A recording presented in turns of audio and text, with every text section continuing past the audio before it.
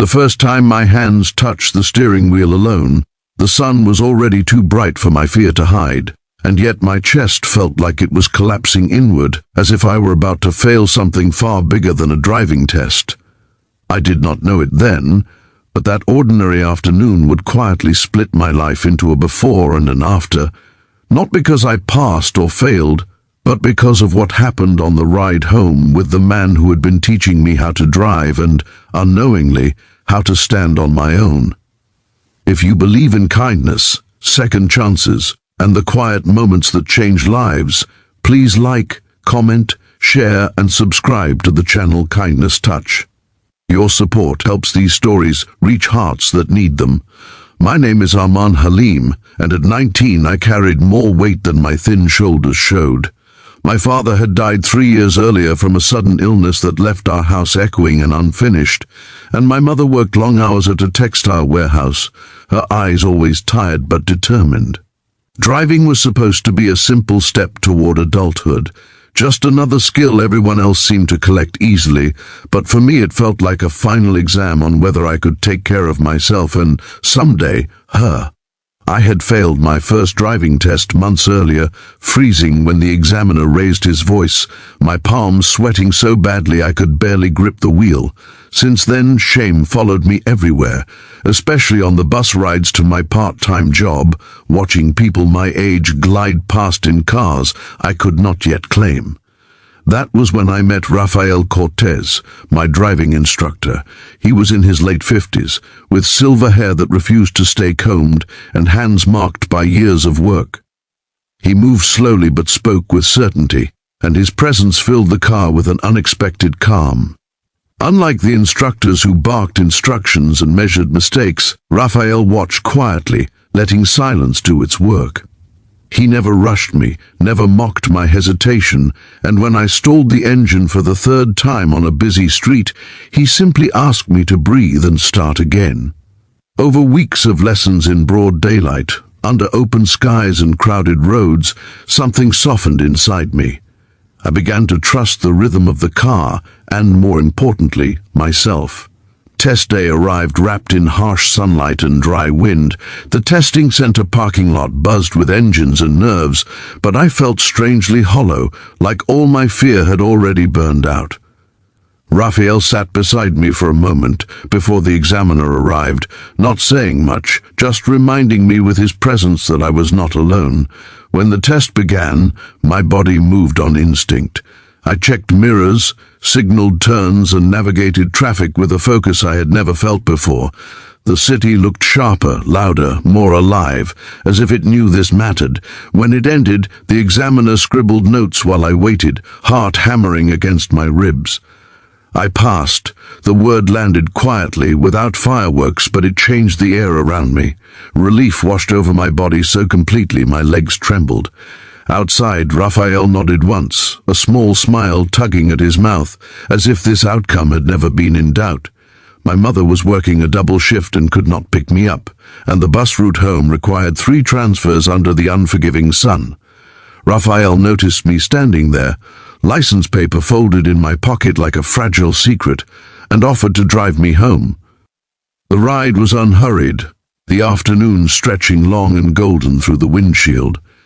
We drove past neighborhoods I knew and some I did not, streets lined with laundry fluttering from balconies and children kicking balls in dusty alleys. The city breathed in daylight, ordinary and beautiful. Raphael did not lecture or celebrate loudly. Instead, he spoke about his own youth, about leaving home early, about mistakes that taught him patience, about how passing a test was never the real victory. His voice carried the texture of lived experience, and I listened in a way I rarely listened to anyone, feeling something settle into place.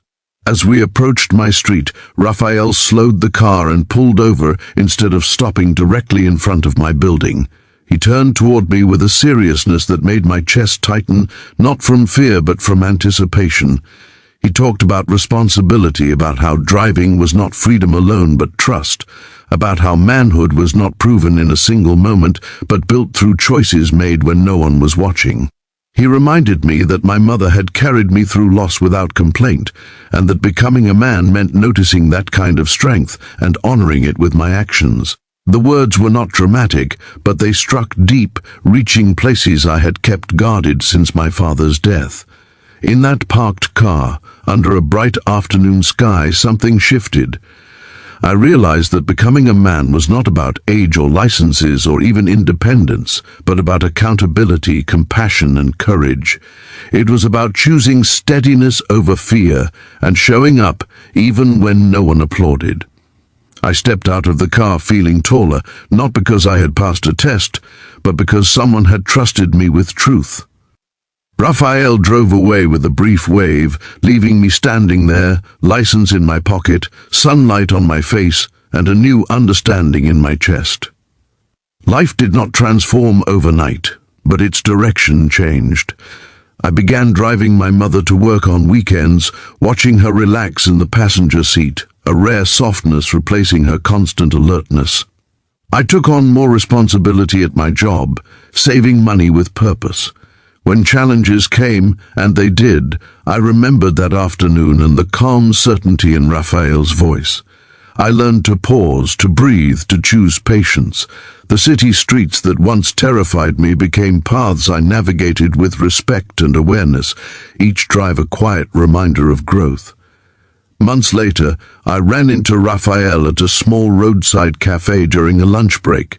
He recognized me instantly, pride flickering in his eyes when he saw me step confidently from my car. We spoke briefly, sunlight pooling between us, and I thanked him in the only way I knew how, with sincerity. He shrugged it off, as if kindness were nothing special, but I knew better. Some people enter your life not to stay, but to guide you across a bridge you did not know you could cross. As time passed, I understood that the story of that day was not about a driving instructor taking a student home. It was about mentorship, about the quiet power of being seen, about how adulthood often arrives not with celebration, but with responsibility accepted willingly. In the middle of an ordinary day, I had been given a gift that would shape every choice that followed. The sun had set on that chapter, but its warmth remained. If this story stirred something inside you, if it reminded you of a moment when someone's kindness changed your direction, please like, share, and engage with this video. Your interaction helps keep these human stories alive. Before the ending, I have a special request for you. Please comment below and share the moment in your life when someone helped you grow without expecting anything in return. Today, when I drive through the city in full daylight, windows down and worries quieter, I sometimes think about that afternoon and the man who understood that teaching is more than instruction. It is faith placed carefully in another human being. That was the night I became a man, not through celebration or conquest, but through understanding, and I carry that lesson with me on every road I take.